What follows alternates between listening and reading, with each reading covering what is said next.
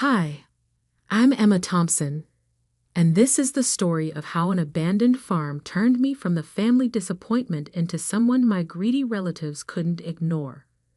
Sometimes the greatest treasures are hidden in the places others consider worthless. I still remember the day of the will reading like it was yesterday. The mahogany-paneled law office felt suffocating as our family lawyer, Mr. Harrison, adjusted his glasses and began reading my parents' final wishes.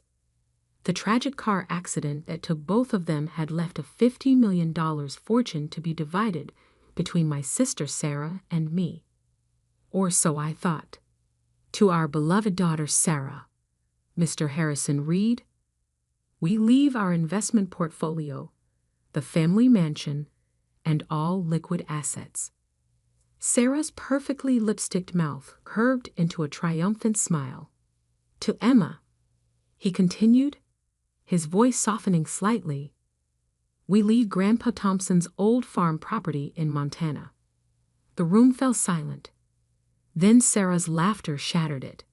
"A farm?"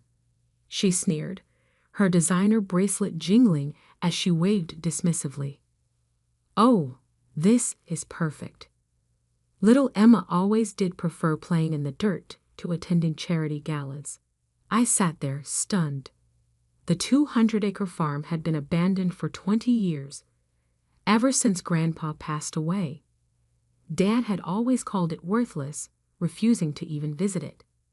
Now it was my only inheritance. "There must be some mistake," my Aunt Patricia interjected, her face pinched with concern that wasn't for me. Richard and Margaret would never leave their daughter with just dirt. Mr. Harrison shook his head. "The will is quite clear. The farm, including all structures and contents, belongs to Emma."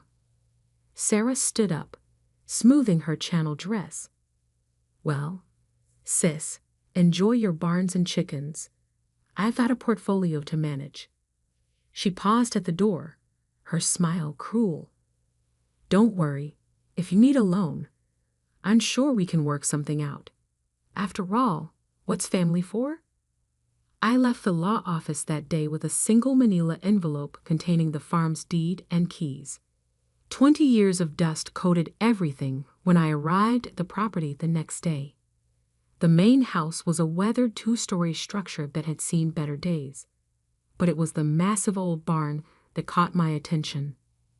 Grandpa Thompson had been an odd man, brilliant but eccentric. He'd made his fortune in mining engineering before retiring to this farm, where he spent his last years tinkering in that barn. Dad always said the old man had lost his mind, wasting his genius on a worthless piece of land. The barn door groaned as I pushed it open. Sunlight filtered through gaps in the wooden walls, illuminating decades of cobwebs. Old farming equipment sat rusting in corners. But something felt off about the space. The dimensions didn't quite match the exterior. I remember following Grandpa here as a child, watching him disappear for hours behind a hidden door. "Our little secret," he'd whisper, winking. After his death, no one could find that door. Dad searched briefly before declaring it another of his father's delusions. But I remembered. 3 taps on the north wall, then pushed the 4th board from the bottom. My hands trembled as I followed the long-forgotten pattern. Click. A section of wall swung inward, revealing a staircase descending into darkness. My phone's flashlight illuminated the way down to a massive underground room. What I saw inside made my heart stop. Covering the walls were detailed geological surveys, mining charts, and chemical analyses. In the center sat a sophisticated testing lab, preserved under dust covers. But it was the safe in the corner that changed everything. The combination was my birthday. Grandpa never forgot it, even in his final days. Inside, I found a leather-bound journal and a USB drive. The journal's first page read, "To Emma, the only one who ever bothered to listen." As I read through his meticulous notes, tears filled my eyes. Grandpa hadn't lost his mind. He'd made a discovery that would reshape the entire mining industry. The worthless farm sat on top of one of the largest rare earth element deposits in North America. He developed a revolutionary extraction process that was both efficient and environmentally friendly. The USB drive contained detailed patents, already filed, but never activated. Grandpa had been waiting for the right moment, and the right person, to bring his discovery to life. My hands shook as I realized what this meant. The farm wasn't worthless. It was worth billions. But I knew that if my family found out, they'd try to take it from me. Sarah would hire the best lawyers, claim I wasn't competent to handle such a discovery. I needed to move carefully, protect myself before anyone realized what Grandpa had left me. I spent that night in the old house, reading through every page of his journal. In the morning, I made 3 calls to a patent lawyer, a mining engineer, and an investment banker I'd befriended during my own quiet years working in finance, a career my family had dismissed as modest. "Keep this absolutely confidential," I told each of them. "I'm about to show you something that will change everything." Over the next 6 months, I worked in secret. While Sarah posted photos of her luxury vacations and charity galas, I assembled a team of the industry's best minds.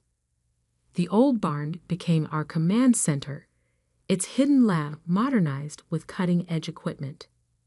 "These patents are revolutionary," Dr. Chen, our lead engineer, explained during one late-night session. "Your grandfather's extraction process could make rare earth mining both profitable and environmentally sustainable. Do you realize what this means?" I did. With the growing demand for rare earth elements in everything from smartphones to electric vehicles, we were sitting on a gold mine. Literally and figuratively. We'd incorporated Thompson Sustainable Resources quietly through a series of shell companies. I used my savings from years of careful investing to fund initial operations.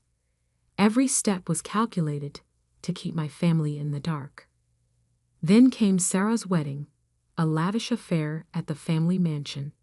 I almost didn't attend, but I knew my absence would raise questions. "Oh, Emma," Sarah exclaimed with false warmth when I arrived. "How's farming going?" Her new husband, a hedge fund manager, snickered.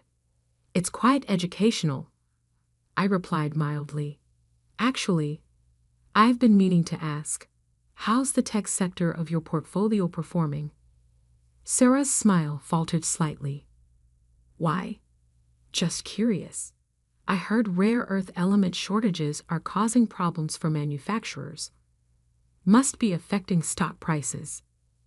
"I haven't checked recently," she admitted, clearly uncomfortable with her lack of knowledge. "You should look into it," I suggested, hiding my smile behind a champagne glass. The next morning, while Sarah jetted off to her honeymoon in the Maldives, we broke ground on our first extraction facility. By the time she returned 3 weeks later, Thompson Sustainable Resources had already secured contracts with 3 major tech manufacturers. The story broke in the Wall Street Journal. Revolutionary mining company disrupts rare earth market. My phone exploded with calls from family members as our company's value soared past $1 billion in its first public trading day. "Emma," Sarah's voice was shrill when she finally reached me. "Why didn't you tell us? We're family." "Are we?" I asked quietly. I thought I was just the girl who got dirt for her inheritance. The next few weeks were chaos.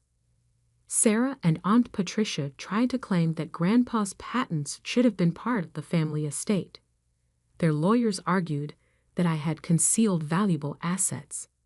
But Grandpa had planned everything perfectly. His will explicitly stated that all contents of the farm, including any intellectual property developed there, belonged to me. The hidden lab's existence proved he developed everything on the farm property. The final showdown came at an emergency family meeting called by Aunt Patricia. They all sat around the massive dining table in the mansion, the same table where they'd once mocked my modest career choices. "You have to understand," Sarah pleaded, her designer bracelets clinking nervously. "Dad would have wanted the family to share in this." I pulled out Grandpa's journal, opening to a marked page.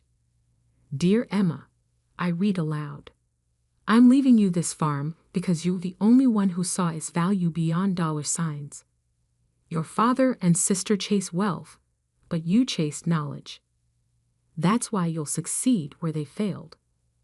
The room fell silent. "You know what the difference is between us, Sarah?" I continued, closing the journal. "When you got the family fortune, I congratulated you. When I built something of my own, you tried to take it.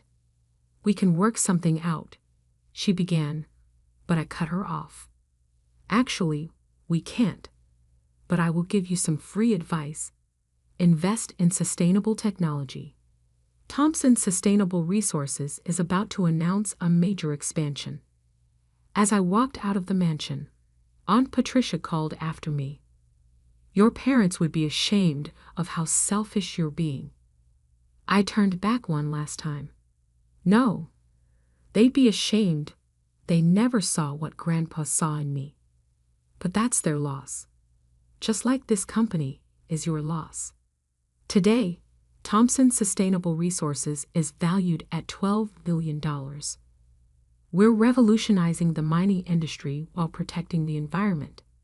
The old farm has become a state-of-the-art research facility, though I kept the barn exactly as Grandpa left it, secret room and all. Sarah still tries to reconcile occasionally, usually when she needs something.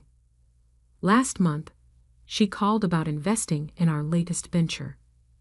I had my assistant direct her to our public investor relations line.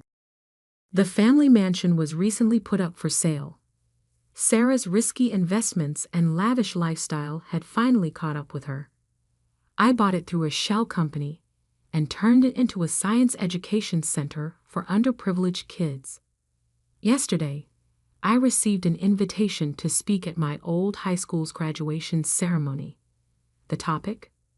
Finding value in unexpected places. I accepted immediately, already planning my speech. After all, sometimes the greatest fortune isn't what you're given, but what you discover when everyone else has stopped looking. As for the old farm, I still live in Grandpa's house, though I've renovated it thoughtfully. Every morning, I walk to the barn and tap that secret panel, remembering the man who saw past appearances to true value, both in the land and in me. They say success is the best revenge, but I've learned it's not about revenge at all. It's about proving that true worth isn't in what you inherit, but in what you create. And sometimes, the most valuable inheritance isn't money, it's the wisdom to see what others miss.